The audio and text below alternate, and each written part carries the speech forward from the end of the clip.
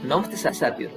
आज म हजुर समक्ष हाम्रो समाजको एउटा जल्दो बल्दो समस्या नेटवर्क मार्केटिङको बारेमा केही कुराहरू राख्न गइरहेको छु।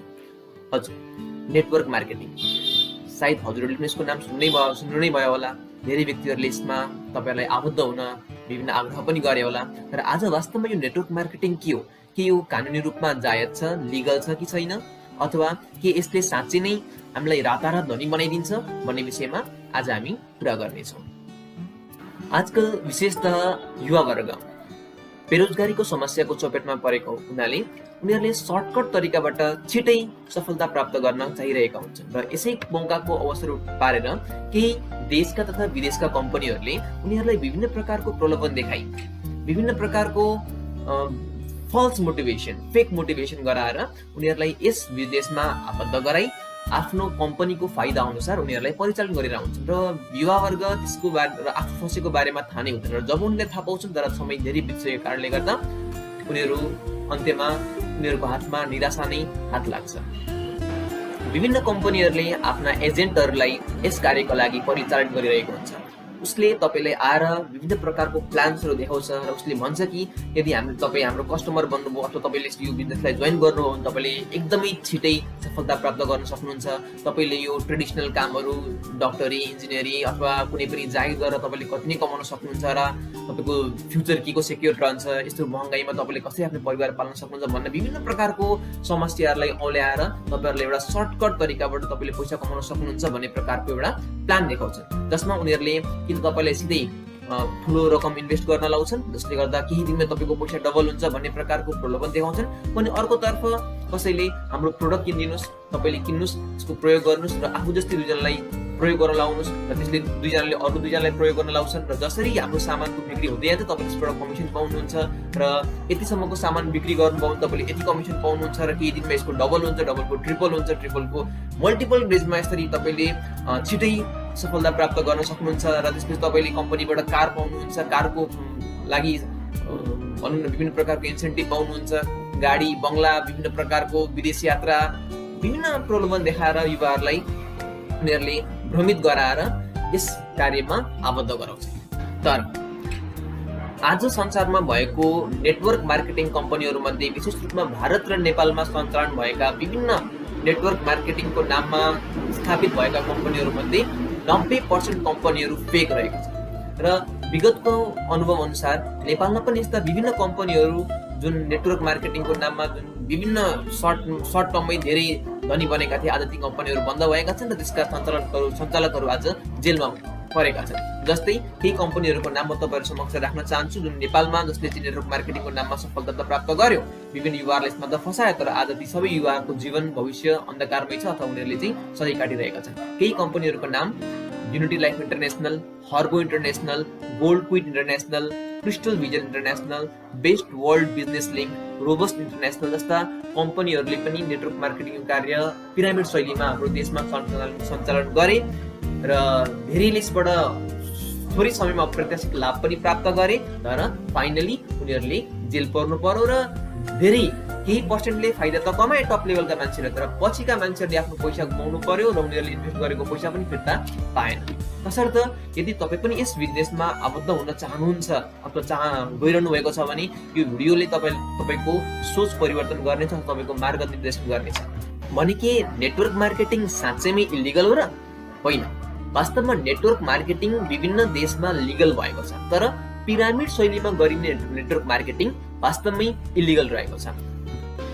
नेपालको सर्वोच्च अदालतले 2010 मा नेटवर्क मार्केटिङलाई इलिगल घोषणा गरेको छ। त्यसरी नै 2012 मा पनि एपेक्स कोर्टले नेटवर्क मार्केटिङलाई गैर कानुनी घोषणा गरेको छ। तर भर्खरै 2018-19 मा हाम्रो संसदबाट डाइरेक्ट सेल्सलाई अनुमति प्राप्त भएको छ। तर डाइरेक्ट सेल्सकै नाममा पनि कम्पनीहरूले त्यही पिरामिड शैलीको आधारमा बिजनेस गरिरहेको हुन्छ। डाइरेक्ट सेल्सको नाममा अथवा प्रत्यक्ष बिक्रीको नाममा उनीहरूले त्यही प्रकारको नेटवर्क फिजाएर आफ्नो कार्य सञ्चालन पुरानै गैर कानुनी तरिकाबाट गरिरहेका छन्, जसको बारेमा युवाहरू अनभिज्ञ छन्। जब पनि कसैले उनीहरूलाई यसको बारेमा बताउन चाहन्छ तब उनीहरूले यसलाई नजरअन्दाज गर्छन्, किनभने उनीहरूलाई हाम्रो कम्पनी दर्ता भएको छ, हामीसँग सर्टिफिकेट छ, लाइसेन्स छ भनेर चाहिँ उनीहरूलाई उनीहरूको भनौँ न टप लेभलहरूले अथवा उनीहरूको साथी जसले उनीहरूलाई यस मार्केटिङमा लाग्न प्रोत्साहित गरिरहेका हुन्छन् उनीहरूलाई चाहिँ विभिन्न प्रकारको सर्टिफिकेट प्रमाणपत्रहरू देखाएर चाहिँ भड्काइरहेका हुन्छन्। वास्तवमा त्यो सर्टिफिकेट र प्रमाणपत्रको वास्तविकता के हो? तपाईहरुलाई यस्तो प्रकारको सर्टिफिकेट अथवा यस्तो प्रकारको प्रमाणपत्र देखाएर हाम्रो कम्पनी दर्ता भएको छ, यो लिगल छ भनेर चाहिँ तपाईहरुलाई एकदमै मजाले काउन्सिल गर्छन्। तर तपाईले ध्यान दिएर हेर्नु होला, त्यो जुन सर्टिफिकेट उनीहरूले देखाउँछन् त्यो कम्पनी दर्ता गरेको सर्टिफिकेट हो, न कि डाइरेक्ट सेलिङ्सको अनुमति पत्र। डाइरेक्ट सेलिङ्सको लागि नेपाल सरकारले लाइसेन्सको प्रावधान ल्याएको छ र जोसँग लाइसेन्स छ उसैले मात्र यो डाइरेक्ट सेलिङ अथवा नेटवर्क मार्केटिङ गर्न पाउँछ, त्यो पनि हाम्रो कानुनले तोकेको मापदण्ड अनुरूप। सबैभन्दा पहिले कुनै पनि प्रत्यक्ष विक्रेता अथवा डिस्ट्रिब्युटरसँग यस कार्यको लागि लाइसेन्स हुन जरुरी छ अथवा सम्झौता पत्र हुन जरुरी छ। सम्झौता पत्र भएको प्रत्यक्ष विक्रेताले पनि सरकारले तोकेको मापदण्ड गाइडलाइन्सहरूलाई स्ट्रिक्टली फलो गर्नुपर्ने हुन्छ, जुन आज देखिएको छैन। नेपाल सरकारले भर्खरै 7 वटा कम्पनीहरूलाई यो नेटवर्क मार्केटिङ अथवा डाइरेक्ट सेल्सको लाइसेन्स इस्यु गरेको छ, जसमध्ये केही कम्पनी 7 वटा कम्पनीहरूको नाम यस प्रकार रहेको छ। आइबोस ग्लोबल इन्टरनेशनल जुन चाबिलमा रहेको छ, nature herbs international Kumaripati, new Vivek enterprises Ekanta Kuna, healthy living Nepal 32 Putali, care matters international Chabil, U turn international Tokha, global orients Balchur. यी कम्पनीहरूलाई नेपाल सरकारले प्रत्यक्ष बिक्रीको लागि लाइसेन्स इस्यु गरेको छ, तर त्यस सँगसँगै केही गाइडलाइन्सहरू पनि तोकेको छ, जसलाई उनीहरूले पालना गरेका छन् अथवा छैनन्, तपाईहरुले ध्यान पुर्याउनु पर्ने हुन्छ। उनीहरूले पुरानै पिरामिड शैलीमा त्यो कार्य गरिरहेका छन् भने त्यो बिल्कुलै गैरकानुनी हो। अब आउँ हाम्रो नेपाल सरकारले यसको बारेमा कस्तो प्रकारको नियम कानुन बनाएको छ यसको बारेमा केही बुझौँ। नेपालको संविधानको धारा 296 को उपधारा 1 बमोजिम व्यवस्थापिका संसदले बनाएको ऐनहरू निम्न प्रकारको रहेको छ। पुरै ऐन त म हजुरहरूले सुनाउन सक्दिनँ, तर केही मुख्य ऐन जसले जो यस व्यवसायमा आबद्ध भइसक्नु भएको छ अथवा हुन गइरहनु भएको छ उहाँहरूको आँखा खोल्ने काम गर्नेछ, त्यसको बारेमा म तपाईहरुलाई केही जानकारी गराउन गइरहेको छु।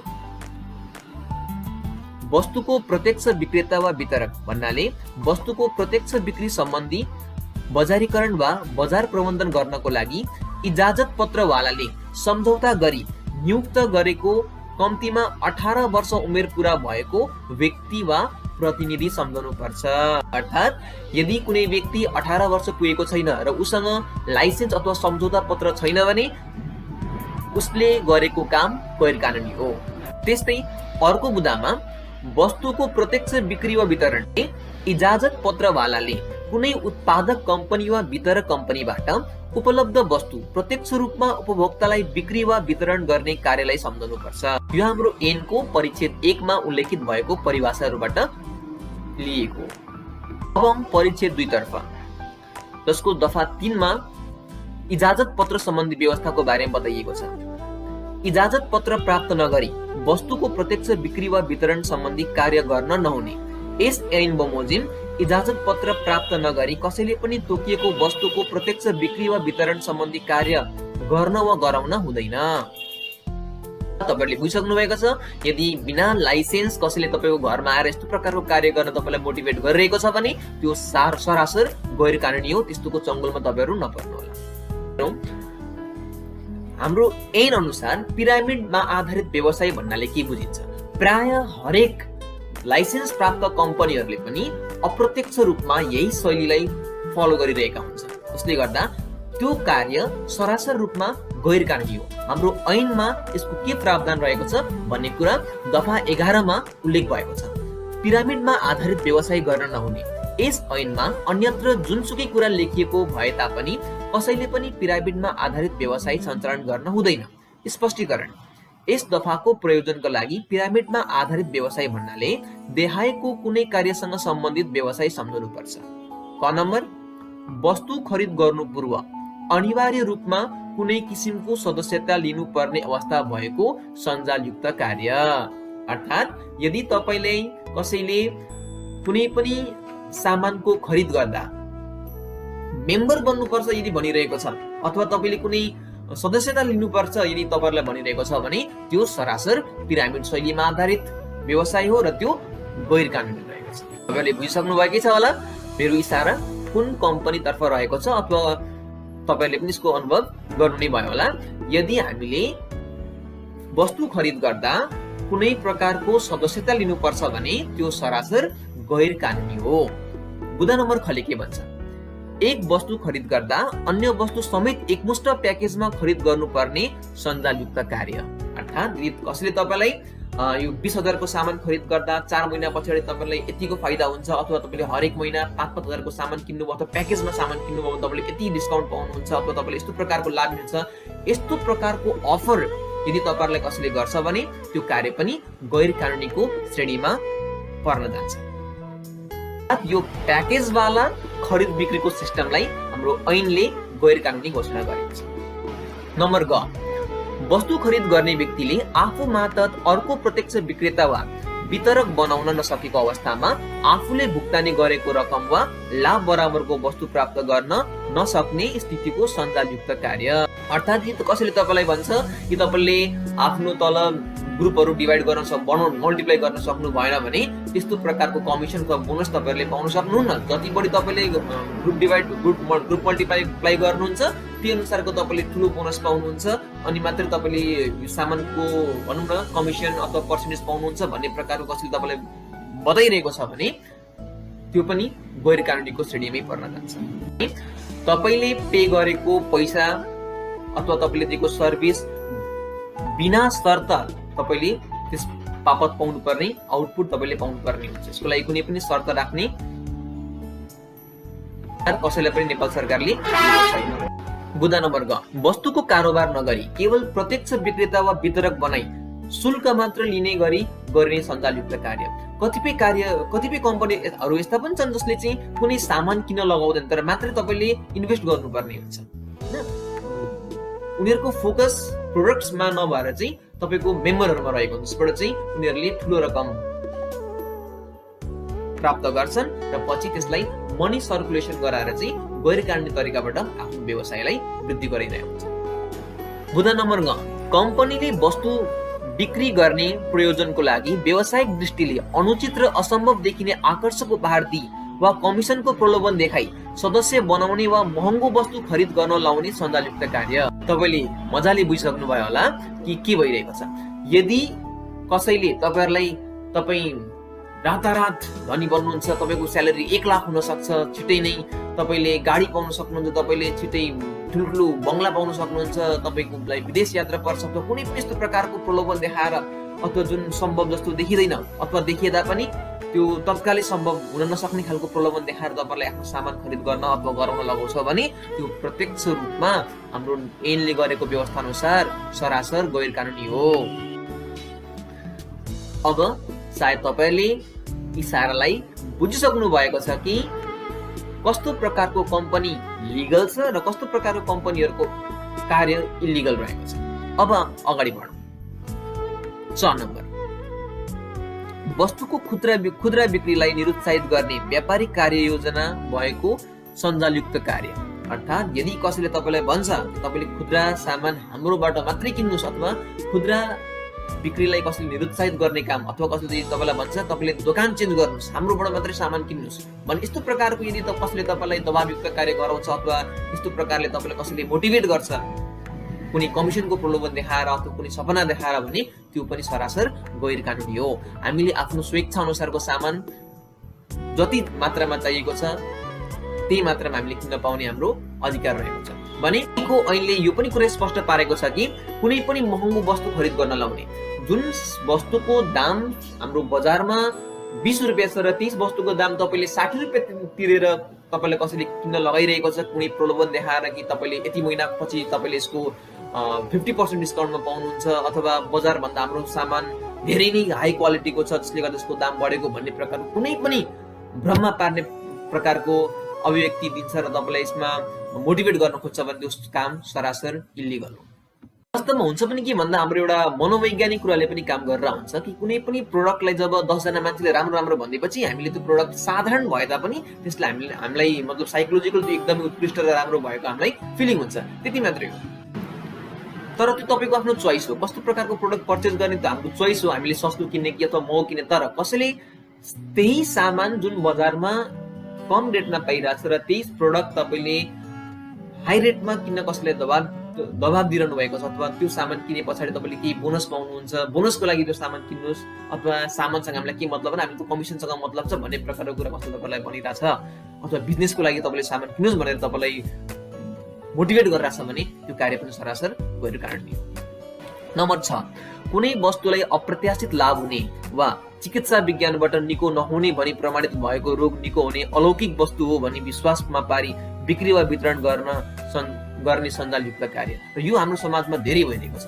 हाम्रो यो सामान जस्तै कि प्राय नेटवर्क कम्पनी, यो मार्केटिङ कम्पनीहरूले चाहिँ विशेष रूपमा हर्बल प्रोडक्टहरू बजारमा ल्याउँछन् र यो प्रोडक्ट एकदमै राम्रो छ, तपाईँको रोग पनि निको पारिदिन्छ हैन, जस्तै कि मुटुको रोग निको पारिदिने, तपाईँको डायबिटिज क्योर गरिदिने जस्तो प्रकारको दावा गरेर तपाईँले त्यो सामानहरू यस्तो प्रकारको भ्रामक कुरा भनेर यदि तपाईँलाई बेचिरहेको छ भने त्यो सरासर गैर कानुनी हो र यसलाई हाम्रो यस्तो कार्यलाई हाम्रो कानुनले पनि बन्देज गरेको छ। हजुरहरूले बुझिन सक्नुभयो होला कि कस्तो प्रकारको कम्पनी लिगल हो र कुन कार्य हाम्रो इलिगल रहेको छ। अब आउँ परिच्छेद नम्बर 3 जसले लाइसेन्सको बारेमा केही कुराहरू स्पष्ट गर्न गइरहेको छ। इजाजत पत्रवालाले पालन गर्नुपर्ने शर्त सम्बन्धी व्यवस्था। दफा 12, इजाजत पत्रवालाले शर्त पालना गर्नुपर्ने यो NSN अन्तर्गत बनेको नियम तथा इजाजत पत्रमा लेखिएका शर्तका अतिरिक्त इजाजत पत्रवालाले देहाई बमोजिमका शर्त पालना गर्नुपर्नेछ। त्यो नियमहरू के हो हेर्नु। क नम्बर, वस्तुको प्रत्यक्ष बिक्री वा वितरण सम्बन्धी कार्य गर्दा असीमित दायित्व सृजना गर्ने खालका प्याकेज बनाई वस्तुको बिक्री गर्न नहुने। यदि कसैले तपाईँले हरेक महिना 5,000 को सामान किने पछाडि 4 महिनापछि तपाईँले यति % डिस्काउन्ट पाउनुहुन्छ अथवा तपाईँले प्याकेजमा सामान खरिद गर्नुभयो भने 50% सम्मको डिस्काउन्ट पाउनुहुन्छ, बजारभन्दा तपाईँले 10 देखि 20% सम्मको डिस्काउन्ट पाउनुहुन्छ भन्ने प्रकारको प्रलोभन यदि देखिरहेको छ भने त्यो कार्य पनि गैर कानुनीको श्रेणीमा पर्न जान्छ। ख, निश्चित परिमाणको वस्तु खरिद गर्नुपर्ने र त्यस्तो वस्तु खरिद नगरे इजाजत पत्रवालाको व्यावसायिक योजना अनुसार बोनस वा कमिसन प्राप्त नगर्ने खालको बन्धनकारी व्यवस्था राख्न नहुने। अब त झन् स्पष्ट भयो होला कि कुनै एउटा प्याकेजमै सामान खरिद गरेपछि तपाईँले बोनस अथवा डिस्काउन्ट पाउनुहुन्छ भन्ने खालको व्यवस्था पनि के रहेको छ त गैर कानुनी रहेको छ।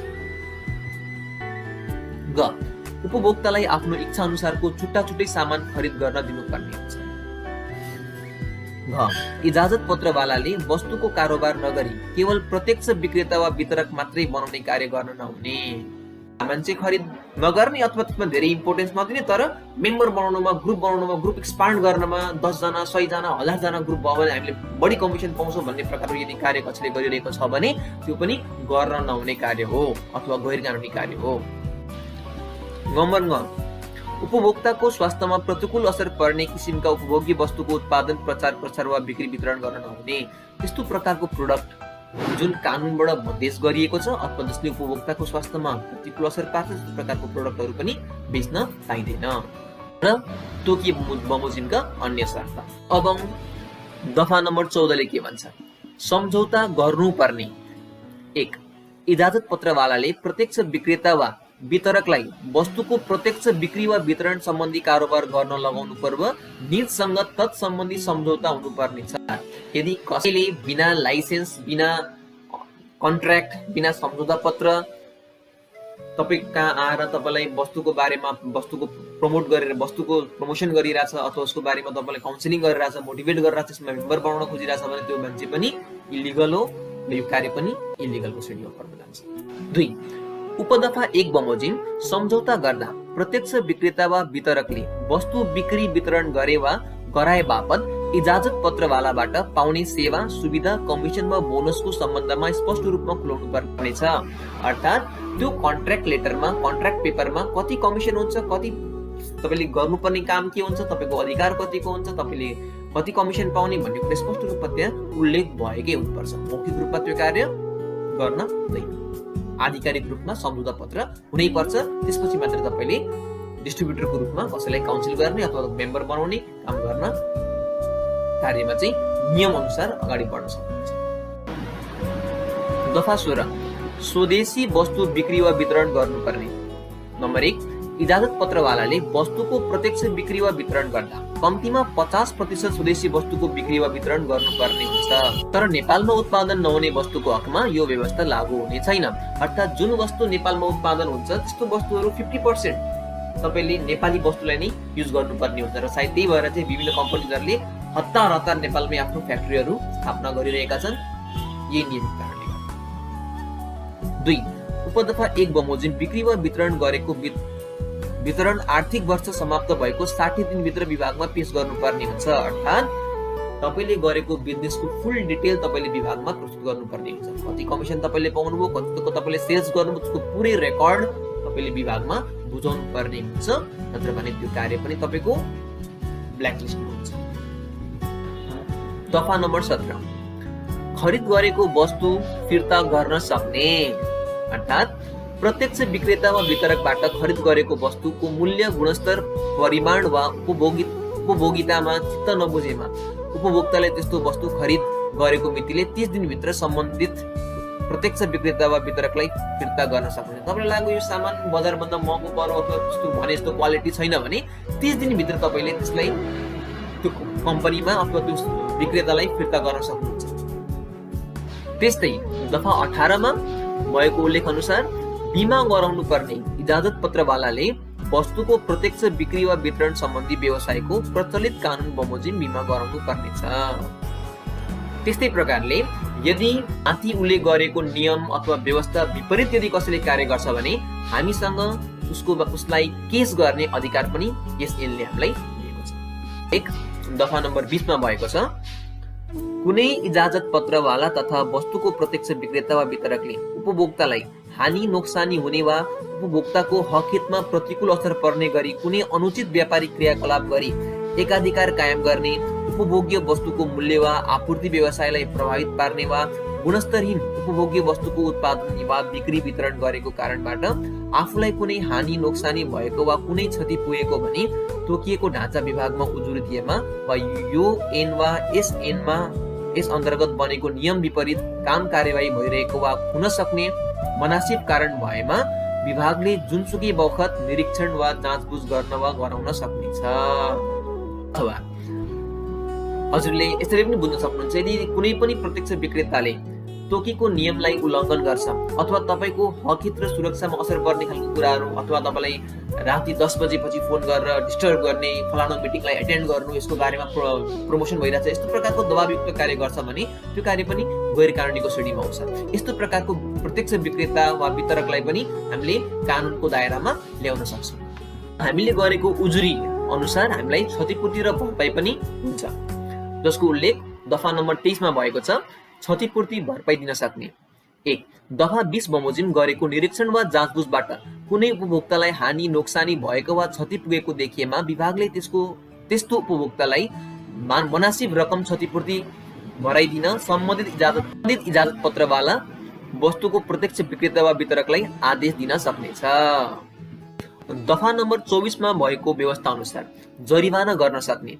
1 दफा 10 बमोजिम स्वीकृति नलिई कम्पनीको स्वामित्व वा दायित्व हस्तान्तरण वा परिवर्तन गर्ने इजाजत पत्रवालालाई विभागले 50,000 रुपैयाँदेखि 1 लाख रुपैयाँसम्म जरिवाना गर्न सक्नेछ। 2 दफा 12 बमोजिमको शर्त पालना नगर्ने इजाजत पत्रवालालाई विभागले 1 लाख रुपैयाँसम्म जरिवाना गर्न सक्नेछ। 3 यो ऐन वा यस ऐन अन्तर्गत बनेको नियम विपरीत कुनै कार्य गर्ने वा विभागले दिएको आदेश वा निर्देशनको पालना नगर्ने इजाजत पत्रवाला तथा वस्तुको प्रत्यक्ष विक्रेता वा वितरकलाई विभागले 5 लाख रुपैयाँसम्म जरिवाना गर्न सक्नेछ। अब तपाईले बुझ्न सक्नुभयो होला कि यो कार्य कतिसम्मको नोक्सानकारक रहेको छ। हामीले जानी नअनजानी पनि कति नियमहरूको उल्लङ्घन गरिरहेका छौँ र आफूलाई कानुनी सजायको पात्र बनाइरहेका छौँ। दफा नम्बर 25 मा निलम्बन गर्न सक्नेको बारेमा पनि उल्लेख भएको छ। 1 दफा 20 बमोजिम निरीक्षण वा जाँचबुझ गर्दा कुनै इजाजत पत्रवाला तथा वस्तुको प्रत्यक्ष विक्रेता वा वितरकले यो ऐन वा यस ऐन अन्तर्गत बनेको नियमको गम्भीर उल्लङ्घन गरेको वा उपभोक्ताको हकितमा गम्भीर असर पुग्ने कार्य गरेको भनी निरीक्षण अधिकृतले कानुनी कारवाहीका लागि विभागमा सिफारिस गरेमा विभागले त्यस्तो इजाजत पत्रवालाको इजाजत पत्र तोकिएको अवधिसम्मको लागि निलम्बन गर्न सक्नेछ। यो थियो केही महत्त्वपूर्ण बुँदा जसको व्यवस्था हाम्रो ऐनमा भएको छ। तसर्थ यस ऐनको बारेमा प्रत्यक्ष जानकारीको लागि तपाईले हामीले तल डिस्क्रिप्सन बक्समा दिएको लिंकमा पनि हेर्न सक्नुहुन्छ अथवा यसको बारेमा तपाईले मलाई प्रत्यक्ष रूपमा पनि कन्ट्याक्ट गर्न सक्नुहुन्छ। यसको बारेमा विस्तृत जानकारी अथवा यो यस ऐनलाई अझ मजाले बुझ्न तपाईले प्रत्यक्ष सम्पर्क पनि गर्न सक्नुहुन्छ। यस खण्डमा हामी हजुरहरूलाई त्यसको स्पष्टीकरणको लागि सम्बन्धित निकाय अथवा सरोकारवालासँगै सम्पर्क गराएर स्पष्टीकरण दिनेछौँ। तसर्थ यस्तो नेटवर्क मार्केटिङ जस्ता कम्पनीहरूको धलासामा नपर्न म सम्पूर्ण युवा वर्ग, गृहिणी वर्ग अथवा बेरोजगार वर्गलाई हार्दिक अनुरोध गर्न चाहन्छु। तसर्थ कुनै पनि सफलताको सर्टकट हुँदैन, हामीले मेहनत गर्नै पर्ने हुन्छ र यस मानौ यो कार्य कुनै कम्पनीले लिगल वेमै पनि गरिरहेछ भने पनि यसको सक्सेस रेट एकदमै कम छ। अर्थात् 90% फेलियर अथवा यस बिजनेसमा 90% आबद्ध भएको व्यक्तिहरूले 90% फेलियरको रेकर्ड रहेको छ। तपाईले विभिन्न वेबसाइटहरुमा गएर यसको बारेमा अथवा जो यस कार्यमा पहिला लागेका थिए उनीहरुसँग पनि यसको बारेमा सम्पर्क गर्न सक्नुहुन्छ। तर के हुन्छ भने आजकल मोटिभेसनका नाममा विभिन्न मोटिभेसनल स्पिकरहरुलाई चाहिँ उनीहरुले नियुक्त गरेर विभिन्न ठूलो रकम दिएर नियुक्त गरेर चाहिँ उनीहरुलाई मोटिभेट गर्न लाउँछन् कि तपाईले यस्तो कुराहरु नसुन्नुस्, तपाईलाई उनीहरुले रङ ट्र्याकमा गाइड गरिरहेका छन्, तपाई किन फेलियरहरुलाई किन हेर्नुहुन्छ, तपाईले सक्सेसहरुलाई हेर्नुस् भने र यो यस्तो प्रकारको कुराहरु भनेर चाहिँ उनीहरुलाई चाहिँ उनीहरुको माइन्ड डाइभर्ट गरेर उनीहरुको ब्रेन वाश गरेर उनीहरुलाई जबरजस्ती यस काममा चाहिँ उनीहरुले आबद्ध गराइरहेको हुन्छन् र युवा वर्ग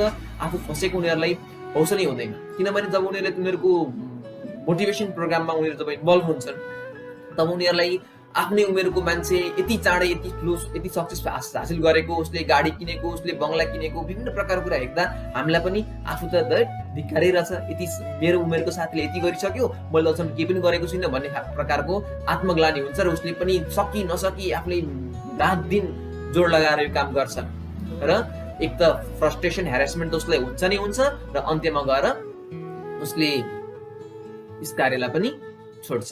किनभने प्राय मेम्बरहरूले सामान त किन्छन् तर यसरी चाहिँ मार्केटिङ गर्ने, घर घरमा गएर अरूलाई तेल लाउनु पर्ने जस्तो कार्य प्राय मान्छेहरूले गर्दैनन् पनि।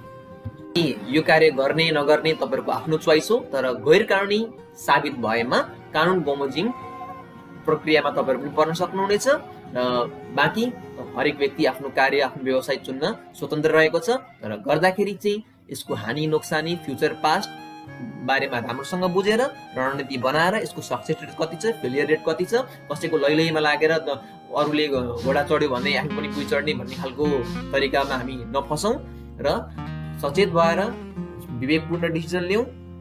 हस्त आजलाई यति नै र बाँकी कुनै जानकारी अथवा छुटेमा हामी अर्को भिडियोमा यसको बारेमा अझै स्पष्टीकरण दिनेछौँ।